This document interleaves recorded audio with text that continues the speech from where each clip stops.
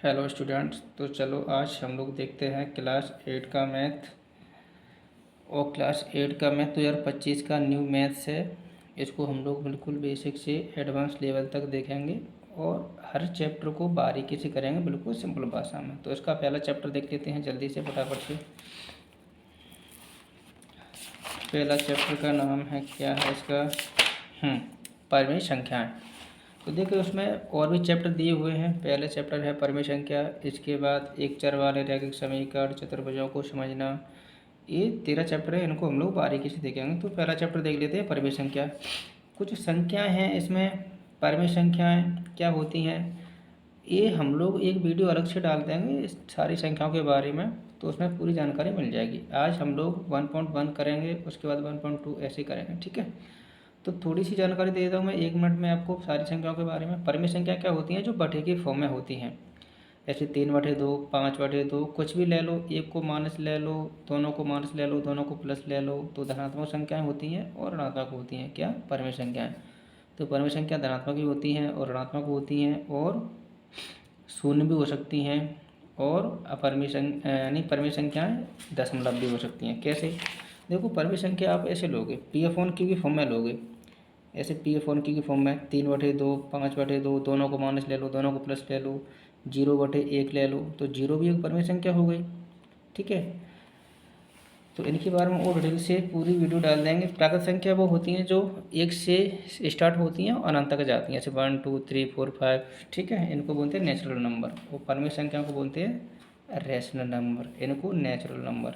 इसके बाद देखो इसमें पूर्ण संख्या दी हैं। पूर्ण संख्याओं का मतलब होता है होल नंबर। यदि हम प्राकृतिक संख्याओं में 0 को भी जोड़ दिया जाए तो वो बन जाती हैं, क्या, पूर्ण संख्याएँ, यानी 0 1 2 3 4 5 डॉट डॉट इनफाइनाइट। इसमें फिर पूर्ण संख्या है, हाँ, फिर इंटीजर यानी पूर्णांक संख्याएं दी हैं। पूर्णांक का मतलब होता है इंटीजर नंबर। यदि हम पूर्ण संख्याओं में ऋणात्मक संख्याओं को भी जोड़ दें तो वो बन जाती हैं, क्या, पूर्णांक संख्याएं। जैसे -1 -2 -3 ये जाएंगी, फिर 0 +1 +2 ये, ठीक है। इसके बाद हम लोग क्वेश्चन लिख लेते हैं फटाफट से। देखो क्वेश्चन, हाँ ये रहा, ये प्रश्नावली है 1.1। एक क्या कह रहा है पहला क्वेश्चन, निम्नलिखित प्रत्येक में गुणन के अंतर्गत उपयोग किए गए गुणधर्म यानी गुण का नाम लिखिए। इसमें कुछ गुण लग रहे हैं यानी गुण का नाम लिख रहा है, जो पहले से ही फिक्स है कि ये ऐसा तरीका है, तो ये हमने माने हम लोगों को ये वाला नियम देना है, ठीक है। तो चलो देख लेते हैं। तो देखो पहला क्वेश्चन क्या कह रहा है, -4/5 × 1 बराबर 1 गुणा -4/5 यानी -4/5 इक्वल -4/5 यानी 4/5। देखो उसमें क्या मतलब हो क्या रहा है, -4/5 गुणा 1। तो पहले तो ये बाहर था, अब ये कोष्टक के अंदर आ गया, और ये 1 पीछे था, उसको बाद में ले लिया यानी पहले ले लिया। इसका फाइनल आंसर ये आ रहा है। ये हमें करना नहीं है, ओटी के तौर पे आता है, बस ना तो सॉल्व करना है, कुछ नहीं करना है, इनका नाम लिखना है कि इसमें कौन सा गुण लग रहा है। तो चलो देखते हैं इसमें कौन सा गुण लग रहा है। देखो इसमें 1 का गुणा हो रहा है, ठीक है। तो 1 का गुणा हो रहा है, तो इसका हम लोग नाम है, क्या, गुणात्मक तत्समक। ये वाला नियम आए, ये वाला क्वेश्चन आए तो आपको क्या बोलना है, गुणात्मक तत्समक। मैं आपको लिए लिख देता हूँ यहाँ पे, चलो मैं लिख दूंगा भाई।